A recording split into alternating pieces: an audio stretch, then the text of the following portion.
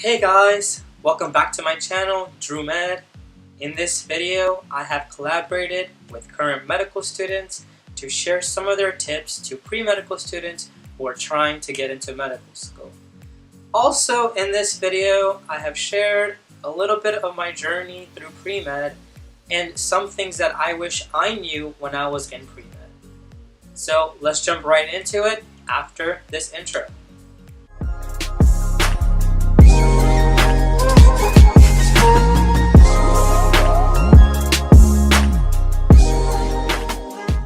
So I'm going to start off with my journey through undergrad. So freshman year, 2014, I was in undergrad, and during this time, I thought it was okay to just chill because the classes that I was taking, I felt they were easy. So what I did was I kind of breezed through it. However, I did not end up getting all A's, and I kind of ruined my GPA. And so, going through after freshman year, my GPA was kind of low.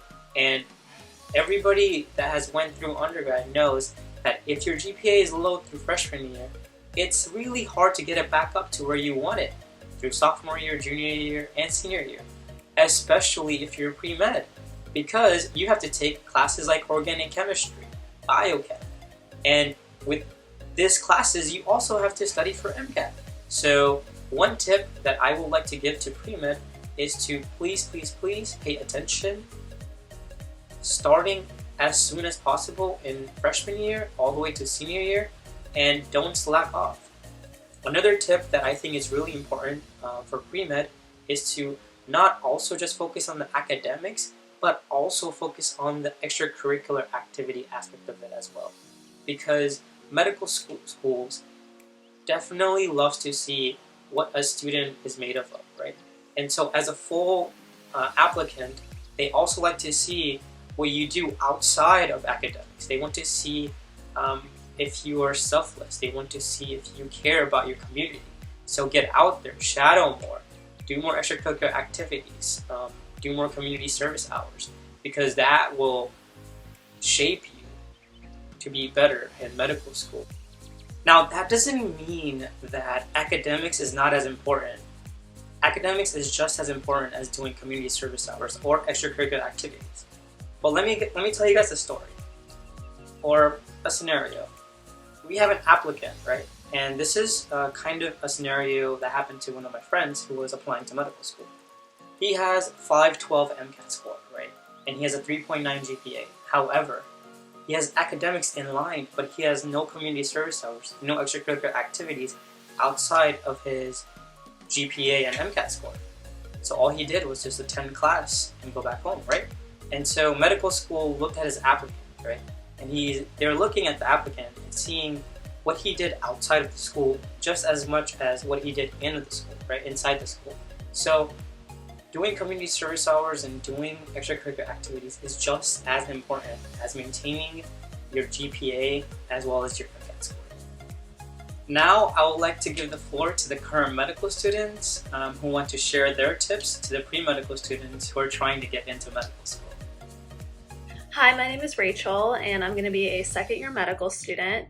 And I think the one piece of advice that I wish I knew, or that I would give to other students who want to go into medical school, or actually really any type of healthcare profession, is probably understanding what your learning style is, and also figuring that out before you actually get in. So when you're taking all these classes, like in your undergrad, or if you're doing a post-bac or even your master's, figure out how you study well and how you study effectively. Are you more of a visual learner? Are you more of an auditory learner? Do you like to draw things out? Do you like to make flashcards? Because if you understand that early on in the process, it's going to be so much easier for you when you actually start these classes, because they are going to be rigorous. They're not easy. Some classes are going to be really short and have a lot of material in them, and that's kind of the theme for most of the blocks that you're going to have, especially in medical school. But also just figuring out, do I like to study by myself or do I like to study with a group of people? Everyone's completely different. You'll also learn that. Never compare yourself to others, because just because Sally likes to learn by herself doesn't mean that, Johnny likes to learn by himself. It's all going to be different. And that's another thing I wish I also knew, is like, stop comparing yourself to others, because it's just going to drive you crazy. So yeah, I hope that helped. Hi, my name is Sarah. I am a third-year medical student in South Florida, and some things I wish I knew when I was a pre-med before applying to medical school was that, one, just because a name of a school is a big name school and it's fancy and it's so cool, doesn't mean that it's the right school for me.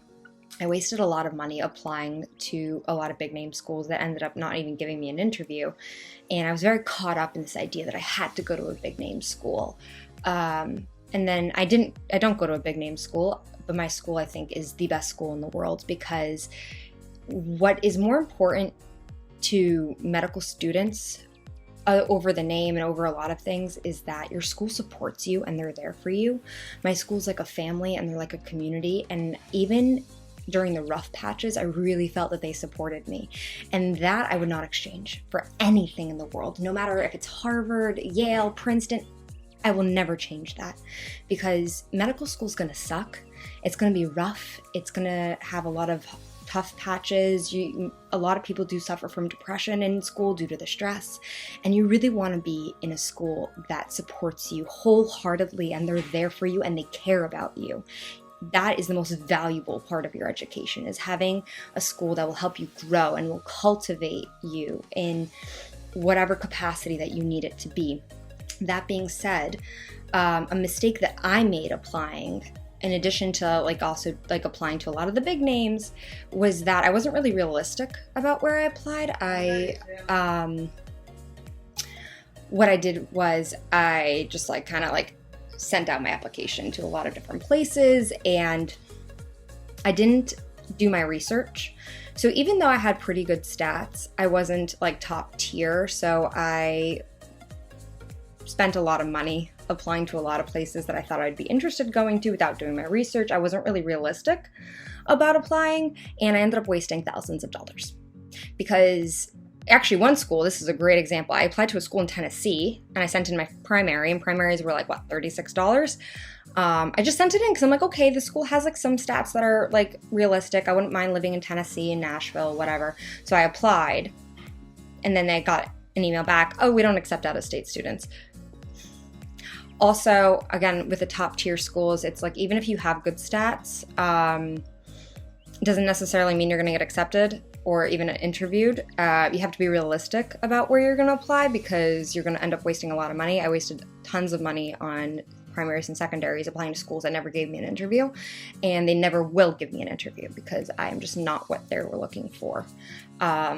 So there went a good, and I applied twice. I did not get accepted the first time in medical school, which brings me to another point.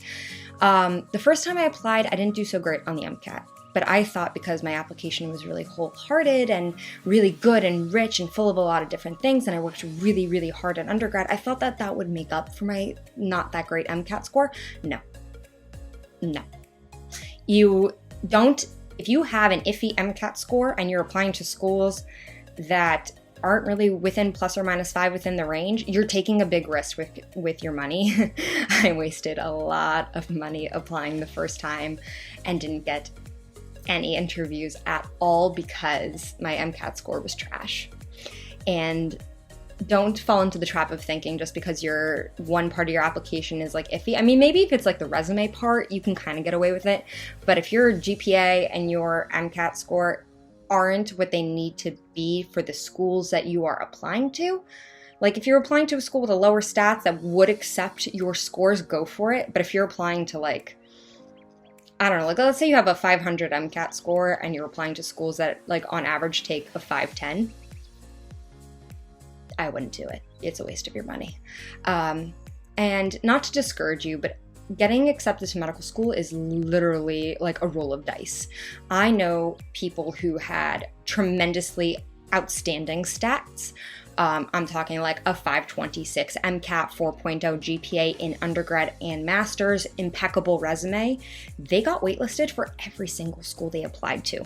Even they applied to top tier and they applied to normal schools. And when I normal, I mean like normal MCAT averages, normal name, like nothing too fancy.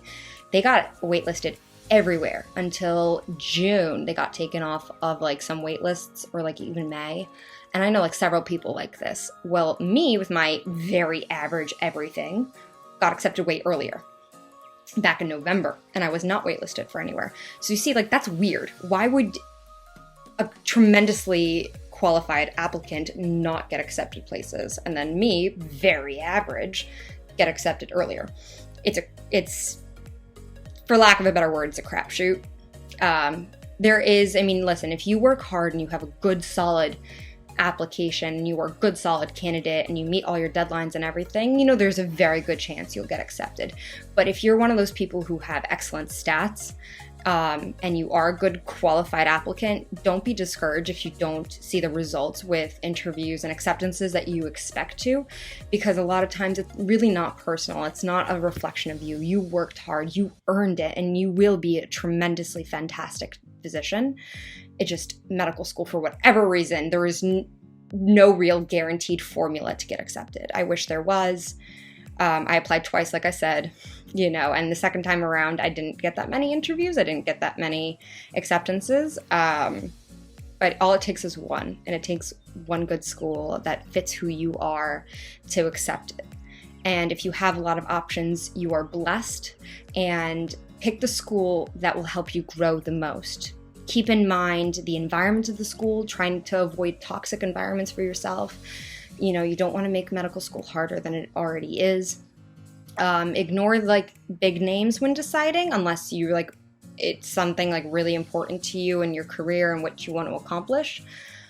Just focus on the school, focus on the administration, focus on the student body, focus on the resources they have available for you. That is tremendously important. Like if you need to do a lot of research, go to a school that's heavily involved in research. If you want to be in an academic center or go into academic medicine, try to look at schools that are more catered towards that. If you want to be more involved in the community, if you want to work with more underprivileged patient populations, you should focus on a school that meets those needs. And I know it's hard to consider when you're a medical student, because step one is just getting into medical school. Like after that, then you could decide on things. But try to find the schools that meet what you want to accomplish as a physician and what you want to accomplish, more importantly, as a medical student. My advice to pre-meds: follow your heart, do what's right, don't kill yourself. You know, your happiness and your mental well-being is very important. Be more realistic about where you're applying. Don't waste your money. Don't waste your money applying to a lot of schools that realistically you might not be a good fit for. Be more meticulous. Think outside the prestige. Think more about who you are as a person and what is important to you, and it'll all work out. I know you all work really, really hard, and you know, the medical world is lucky to have such dedicated people going into healthcare, and good luck to all of you. But bye. Hey everyone, my name is Peter. I just finished my first year of medical school. I will start my second year this upcoming August, and kind of excited. Almost halfway there. Before I get started, I just want to say, Dhruvan, thank you, man, for letting me be a part of your video. And to the audience, I really hope what I say will help you through undergrad, medical school, and maybe your career as a physician. And by the way, you're going to make it. Keep fighting. You got this. It's a long uphill battle, but it'll be worth it in the end. So my first tip, it's a life skill thing. So you should start talking to professors. And the reason why I say that is because, you know, if you're someone like me, who even though I can talk to all my peers, or I can meet new people anywhere, you're just really nervous around professors. That was me. I'm not afraid to admit that. It helps. It just helps because, you know, when you get to your interview, you kind of already had that practice. You know, you're used to talking to people of, like, I guess, a higher position. So yeah, it'll just help. And when you become a doctor, you'll be able to talk to patients more easily. You're going to need to talk to patients at some point, you know? And it's also just a networking thing. You know, you never know what opportunities you'll get from a professor. and those opportunities will help you out on your application, which is really important. You know, it's kind of the thing that gets you into medical school, right? Yeah. So the next one is going to be study habits. You've probably heard this a million times from other people. You might have even heard it from someone else in this video that Druven's about to make. But figure out what works best for you. You know, like, study hard and see, like, okay, like, you know, this works for me, maybe I'll keep doing this thing. Or this worked for me, but maybe I can do better. Maybe I can improve on it somehow. Or this worked for me, but it wasn't really that efficient. You know, figure it out. It'll help a lot when you get to medical school.